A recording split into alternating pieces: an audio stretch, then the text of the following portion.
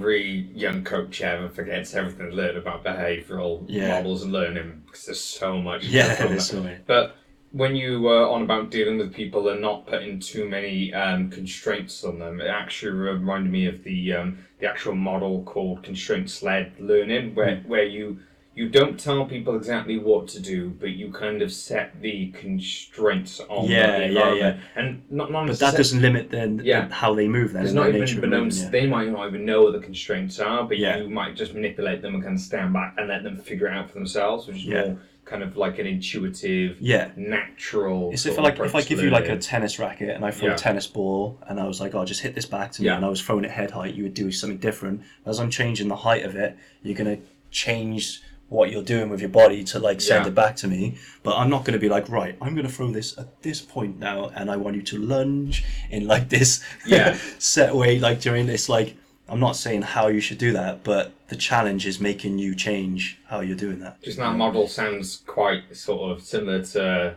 But it's not 100% what you do. Would you find that's sort of it, without you knowing, that kind of sounds a bit like what you do?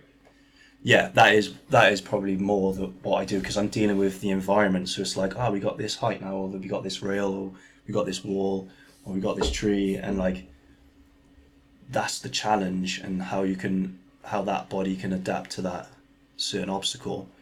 And there is like models of like movement, and we've named things of how to move, but everyone's gonna attack that obstacle in a slightly different way.